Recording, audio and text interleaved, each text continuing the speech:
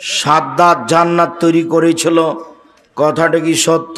জি না, কথাটা মিথ্যে। বিধর্মীরা কোনো দিন কি জান্নাতে যাবে? জি না। কালেমা লা ইলাহা ইল্লাল্লাহ, আশহাদু আল্লা ইলাহা ইল্লাল্লাহ ওয়া আশহাদু আন্না মুহাম্মাদুর রাসূলুল্লাহ ছাড়া জান্নাতের কোনো পথ নেই। আমি ভুলক্রমে একটি মেয়ের সাথে জেনা করে ফেলেছি, নাউজুবিল্লাহ। আমি মেয়েটিকে বিয়ে করতে চাই, কিন্তু আমার পরিবার থেকে মেনে নিচ্ছে না।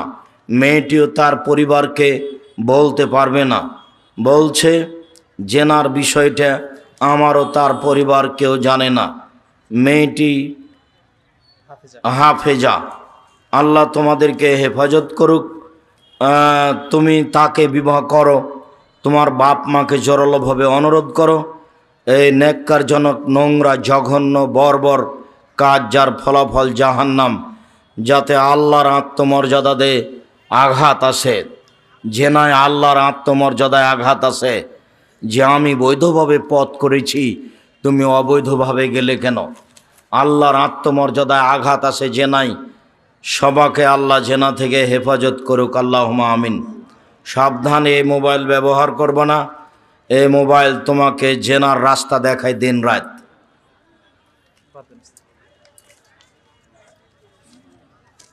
কোরআন মজিদটা ওদিকে রাখো। মৃত ব্যক্তির উপলক্ষে ইফতারির আয়োজন করা যাবে কি? মৃত ব্যক্তির উপলক্ষে ইফতারির আয়োজন করা যাবে না। মরা মানুষের জন্য মুখে দোয়া আর দান ফকির মিসকিনকে কওমি খারেজি মাদ্রাসায়, আলাদিপুর কদমডাঙ্গা মাদ্রাসায় দান করে আসবেন। আর জামিয়া সালাফের জন্য দোয়া করবেন, আল্লাহ তুমি জামিয়া সালাফে কবুল করো। জামিয়া সালাফে এখন মাসে বেতন লাগে 24 লক্ষ, এক মাসে বেতন লাগে 24 লক্ষ।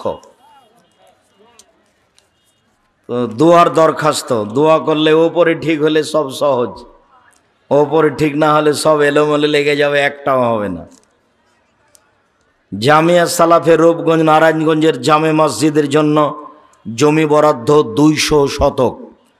রূপগঞ্জ নারায়ণগঞ্জের মাদ্রাসা অবস্থান করে 50 বিঘা জমির ওপর, আর ডাঙ্গিপাড়া পবা রাজশাহী অবস্থান করে 25 বিঘা জমির ওপর। ডাঙ্গিপাড়া পবা রাজশাহীর মসজিদের জমির পরিধি হলো 90 শতাংশ। মসজিদে 3000 মানুষ একসাথে সালাত আদায় করতে পারবে। মসজিদ 2 তলা কমপ্লিট হয়েছে। জামিয়া সালাফিয়া ডাঙ্গিপাড়ায় পবা রাজশাহীতে একটা একাডেমিক ভবন তৈরি হচ্ছে, আগামীকাল ঢালাই হবে সকাল থেকে ইনশাআল্লাহ। তাতে 3000 ছাত্র একসাথে ক্লাস করতে পারবে। 3000 ছাত্র। এখন ডাঙ্গিপাড়া পবা রাজশাহীর ছাত্র সংখ্যা 2000, ছাত্রীর সংখ্যা 850। সবাই ভিন্ন ভিন্ন জায়গায় থাকে খায়। রূপগঞ্জ নারায়ণগঞ্জের ছাত্রী সংখ্যা প্রায় 600 আর ছাত্র সংখ্যা প্রায় 850। আর ঢাকা বরিশালে 200। মূল জমিতে আরম্ভ হয়নি, শহরে আরম্ভ হয়েছে, সময়ের গতিতে হবে ইনশাআল্লাহ। বিধর্মীদের টাকা দিয়ে মসজিদ মাদ্রাসা বানানো যাবে কি? জি, খুব সহজেই যাবে। কেন? কাবা ঘরই তো বিধর্মীদের টাকা দিয়ে বানানো আছে। মোহাম্মদ সাল্লাল্লাহু আলাইহি সাল্লামের বাপ চাচারা কাবা ঘর বানিয়েছেন, ওরা তো পৌত্তলিক। বুঝেননি কথা মনে হয়? কাবা ঘর কারা বানিয়েছেন? মোহাম্মদ সাল্লাল্লাহু আলাইহি সাল্লামের বাপ চাচারা বানিয়েছেন, দাদারা বানিয়েছেন।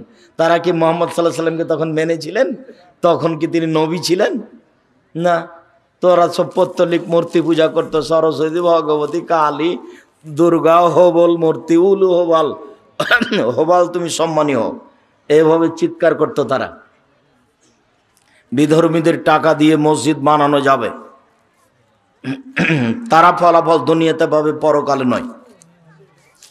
আমার 3 বছর আগে সিয়াম ছুটে গেছে, এখন কি নফল সিয়াম রাখা যাবে?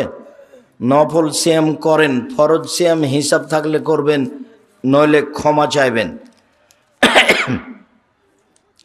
যমজ সন্তানের